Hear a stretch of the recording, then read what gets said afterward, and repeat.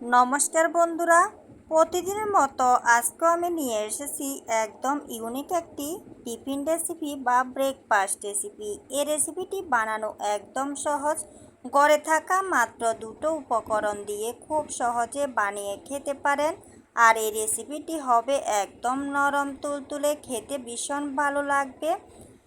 যখনই রুটি সবজি খেতে মন চাইবে না, মাখা বেলার ঝামেলা ছাড়াই খুব সহজে এই নাস্তাটি বানিয়ে খেতে পারবেন সকালের নাস্তা হিসাবে, এবং ডিনারেও খেতে পারবেন।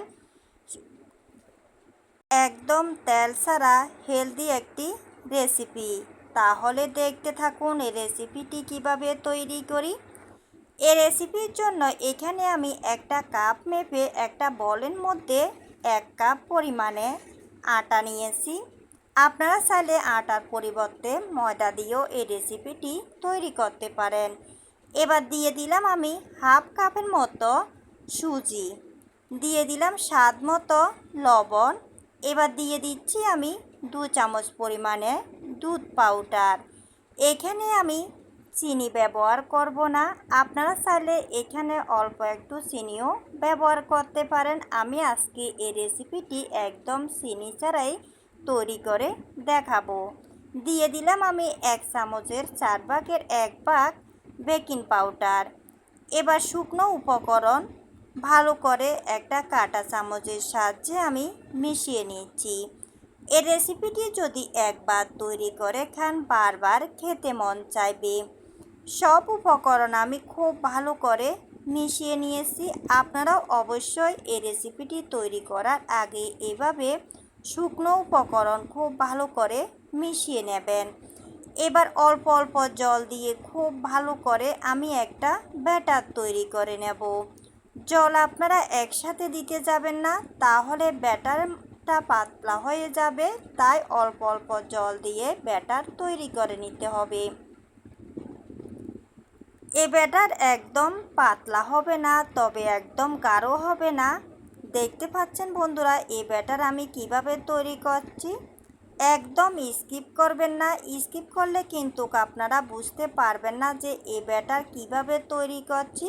যদি ঠিকভাবে আপনারা ফলো করেন, একদম এই রেসিপিটি খুব সহজে বানিয়ে খেতে পারবেন। ঘরে থাকা মাত্র দুটো উপকরণ দিয়ে যে এত সুন্দর নাস্তার রেসিপি হয়, না বানিয়ে খেলে বিশ্বাস করতে পারবেন না। ভিডিওটি দেখতে দেখতে যারা এই পর্যন্ত এসে একটা লাইক দিতে ভুলে গিয়েছেন, একটা লাইক দিয়ে পাশে থাকুন। আর ভিডিওটি কেউ স্কিপ করে দেখবেন না, স্কিপ করলে কিন্তু আপনারা বুঝতে পারবেন না যে এই রেসিপিটি আমি কিভাবে তৈরি করছি। দেখুন বন্ধুরা, ব্যাটার আমি খুব সুন্দর করে তৈরি করে নিচ্ছি। ব্যাটার কিন্তু এখনও একদম গাঢ় রয়েছে, তাই আমি এখানে আরেকটু জল দিয়ে পাতলা করে নেব। ব্যাটার আপনারা যতটা এভাবে মিশিয়ে নেবেন, আপনাদের রেসিপিটিও কিন্তু খুবই সুন্দর হবে। ব্যাটার কিন্তু আমার তৈরি হয়ে গিয়েছে। আমি এরকম পাতলা করে ব্যাটারটা তৈরি করে নিয়েছি, এবং ব্যাটারের মধ্যে কোনো দলাভাব নেই। এবার চুলায় একটা পাইপ্যান বসিয়ে দিলাম। পাইপ্যানের মধ্যে আমি হাফ চামচের মতো তেল দিয়ে পাইপ্যানটা ভালো করে মুছিয়ে নিয়েছি। এবার পাইপ্যানটা আমি খুব ভালো করে গরম করে নিয়েছি। পাইপ্যানের মধ্যে আমি দিয়ে দিলাম 1 চামচ পরিমাণে ব্যাটার। ব্যাটার দেওয়ার পর এইভাবে চামচের নিচের অংশ দিয়ে খুব ভালো করে এইভাবে সরিয়ে দিচ্ছি। দেখুন বন্ধুরা, খুব সুন্দরভাবে জালিদার হয়ে যাচ্ছে। এবার আমি 2 মিনিটের জন্য মিডিয়াম আঁচে ঢাকনা দিয়ে রেখে দিলাম। 2 মিনিট পর আমি ঢাকনা তুলে নিয়েছি। দেখুন বন্ধুরা, আমার কিন্তু একটা নাস্তা তৈরি করা হয়ে গিয়েছে। এই নাস্তাটি বানানো কিন্তু একদম সহজ। হাতে যদি 5 মিনিট সময় থাকে, খুব সহজে বানিয়ে খেতে পারেন। এবার আমি নাস্তাটি একটা প্লেটের মধ্যে তুলে নিয়েছি।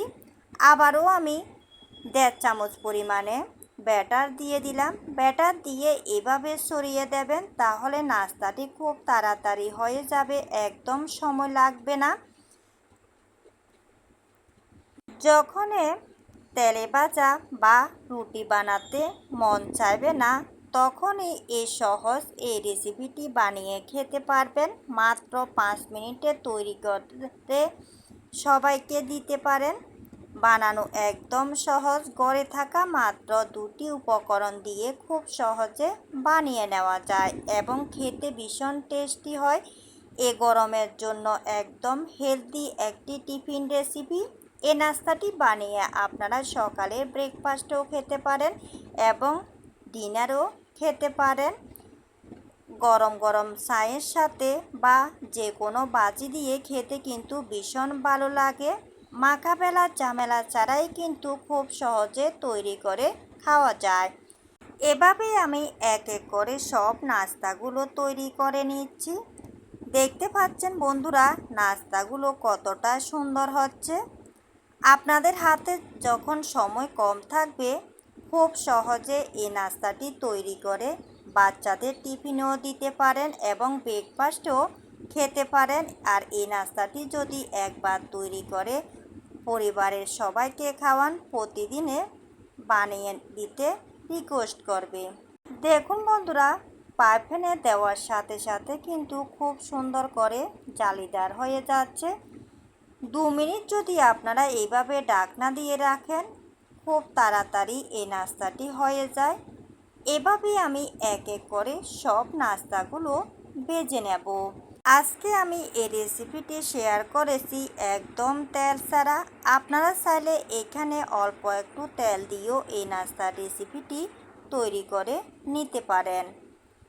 দেখুন বন্ধুরা, আমার কিন্তু আরেকটি নাস্তা তৈরি করা হয়ে গিয়েছে। এভাবে আমি আরও একটি নাস্তা তৈরি করে দেখাচ্ছি। আপনারা যদি ঠিক করে দেখেন, এই রেসিপিটি খুব তাড়াতাড়ি বানিয়ে খেতে পারবেন।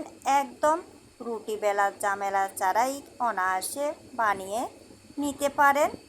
সময় বেশি লাগবে না, কম সময়ে খুব সহজে বানিয়ে খেতে পারবেন। রুটি যখন খেতে মন চাইবে না, তখন এই নাস্তাটি বানিয়ে সবাইকে পরিবেশন করতে পারেন। খেতে ভীষণ ভালো লাগবে। দেখুন বন্ধুরা, সব নাস্তাগুলোই আমি এক এক করে তৈরি করে নিয়েছি। নাস্তাগুলো দেখতে কতটা সুন্দর হয়েছে। দেখতে যেমন সুন্দর হয়েছে, খেতেও কিন্তু দুর্দান্ত লেগেছে। আপনাদের কাছে আমার এই নাস্তার রেসিপিটি কেমন লেগেছে অবশ্যই একটা কমেন্ট করে জানাবেন। আর যদি ভালো লেগে থাকে অবশ্যই বাসায় ট্রাই করবেন। দেখুন বন্ধুরা, কতটা জালিদার হয়েছে। আর এভাবে এই নাস্তাটি সকালে বানিয়ে বিকেলেও খেতে পারবেন। এই নাস্তাটি একদম শক্ত হবে না, নরম তুলতুলে থাকবে। বাচ্চা থেকে বয়স্ক সবাই কিন্তু অনায়াসে খেতে পারবে। আজ এ পর্যন্তই বন্ধুরা, সবাই ভালো থাকবেন, সুস্থ থাকবেন। আবার চলে আসব নতুন একটা রেসিপির সাথে। আর আমার এই রেসিপিটি আপনাদের কেমন লেগেছে অবশ্যই একটা কমেন্ট করে জানাবেন। ধন্যবাদ সবাইকে।